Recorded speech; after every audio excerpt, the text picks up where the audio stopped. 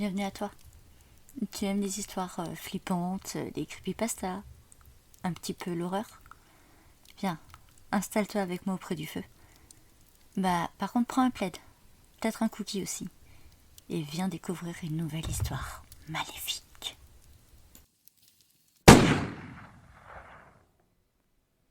Excitant, tellement enivrant. Je regarde les deux corps reposant sur les sièges de la voiture. Je commence à m'éloigner doucement, puis je fais demi-tour. J'ai oublié de faire une chose, primordiale. Sinon, ils ne sauront pas que c'est le premier d'une nouvelle série de meurtres. J'ai perdu mon père il y a quelques mois et j'ai dû nettoyer tout son appartement avant de rendre les clés au propriétaire. Ça faisait un moment que je n'y avais pas mis les pieds. Mais c'était un foutoir sans nom. Des livres étaient entassés à chaque coin de la pièce. Il vivait dans un studio, mais le moindre pas risquait à tout moment de faire s'effondrer une pile de romans, ici ou là. J'ai appelé des potes à la rescousse pour dégager tous ces bouquins de mystère, et j'accédais enfin au peu de meubles que je comptais donner à différentes associations. J'avais grandi dans une belle maison en Californie, jusqu'à mes 10 ans. Mais ma mère avait décidé de demander le divorce. Elle avait apparemment découvert une chose sur mon père qui la terrifiait absolument. Et je ne sais jamais quoi. Nous partions donc nous installer sur Paris, ma mère étant française de naissance.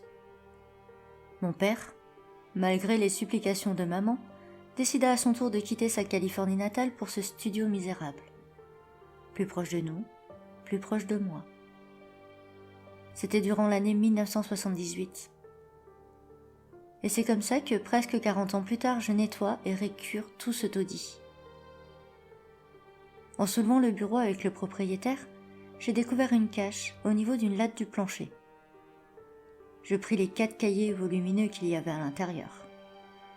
Je les glissai dans mon sac pour mieux les étudier dans la soirée.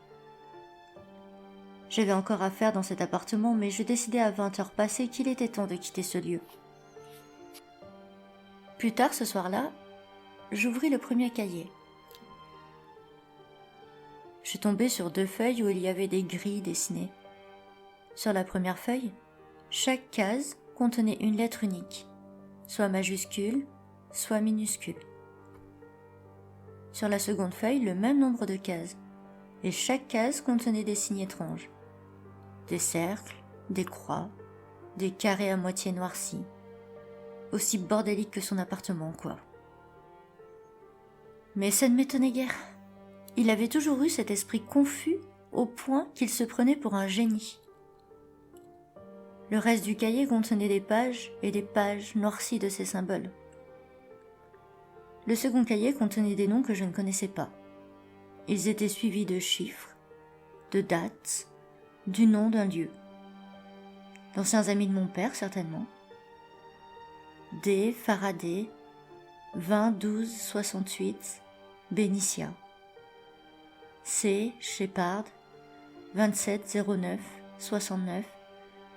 Berriessa, etc. La liste comportait une trentaine de noms. Je me demandais si j'avais déjà entendu ces noms ou les endroits indiqués, mais cela ne me disait absolument rien. J'ouvrais le troisième cahier. Il comportait des dessins au crayon. Des dessins morbides. Des corps étalés dans des voitures, des couples empalés, des armes à feu fumantes, un carnage à chaque page. Le dernier cahier, lui, me fit l'effet d'un électrochoc. Des coupures de presse, des centaines et des centaines. Américaines pour la plupart, mais aussi anglaises, françaises, allemandes, etc. Et elles parlaient toutes de la même personne. Je comprenais enfin. J'avais entre les mains une chose que toutes les polices du monde auraient rêvé de trouver. Ce soir-là, je me suis mise au lit sans trouver le sommeil.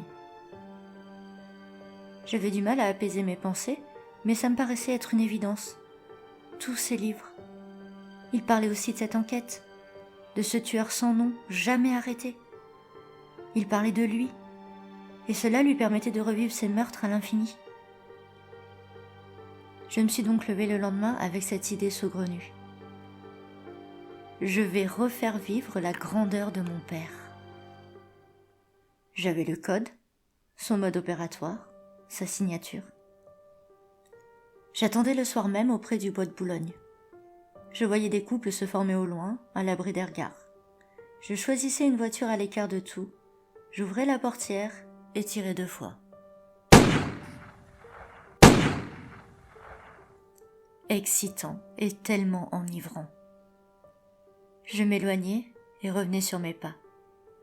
J'avais oublié une chose, primordiale. Je prenais un morceau de fer et gravais sur la voiture un grand rond, avec une grande croix par-dessus, qui coupait le rond en 4 parts égales. J'ai le code. Demain, les journaux parisiens recevront une nouvelle lettre du tueur du Zodiaque.